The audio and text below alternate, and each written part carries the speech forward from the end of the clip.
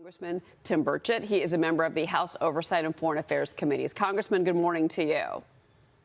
Good morning, ma'am. So what do you think happened here? President Obama was backing this Ukrainian prosecutor.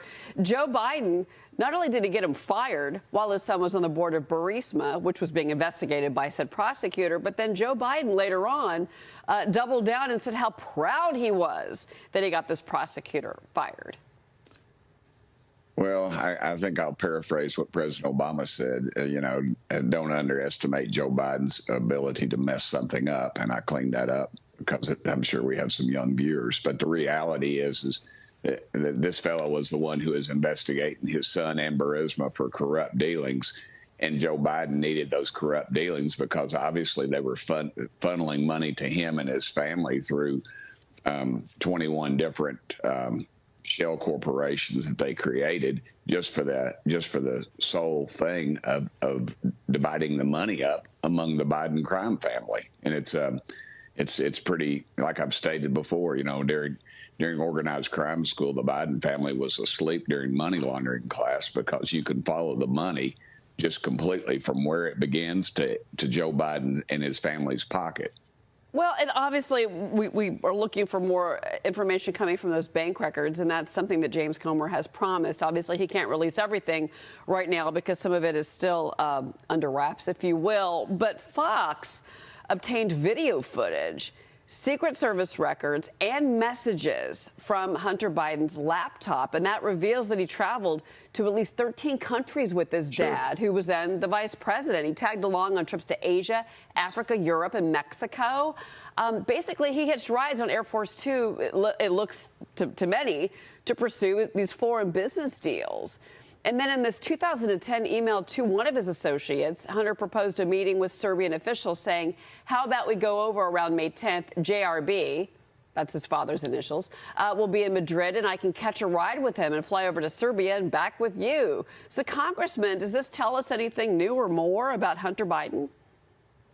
Yes, ma'am. It also shows that once these companies got in trouble and they hired Hunter Biden, that his father, in fact, paid these countries visits. And then you'll see later that after the money was distributed, that Joe Biden, in fact, had meetings with some of these people. And it's well documented. And, of course, they've changed their names on some of the emails. Joe Biden uses aliases of all things, but he uses the vice presidential server. So it's pretty obvious that no one went in and used Joe Biden's computer.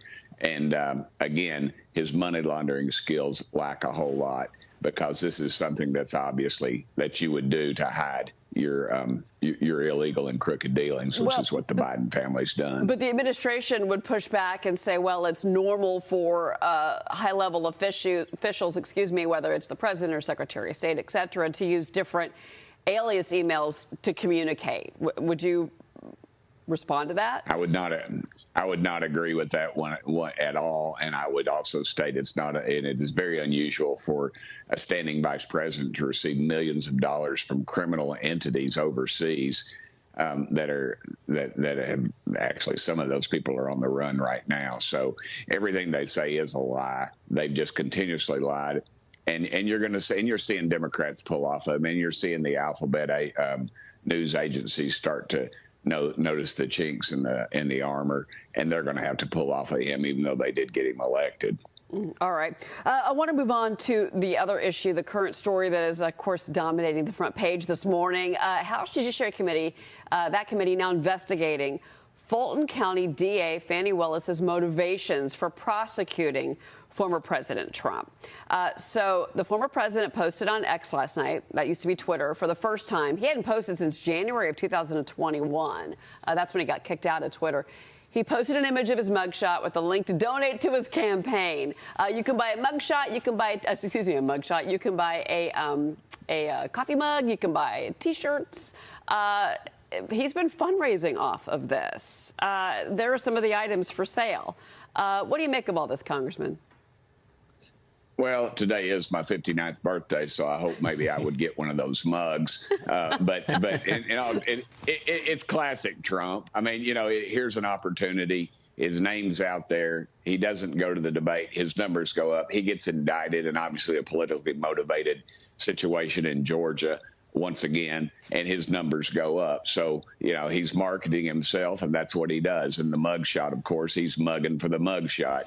Some of the others, they smiled to show that. But that's classic. I mean, I know Trump. That's classic Donald Trump. And that's why people love him, because he doesn't give a rip. But and he's going to get in your face. But, Congressman, he didn't smile, because Jenna Ellis has got that big, broad smile on her face, which I'll hold off comment on that one. But, I mean, we were kind of wondering if he was going to make a face or smile, but he gave us that furrowed brow. Here it is, just to reiterate to everybody. Here we go.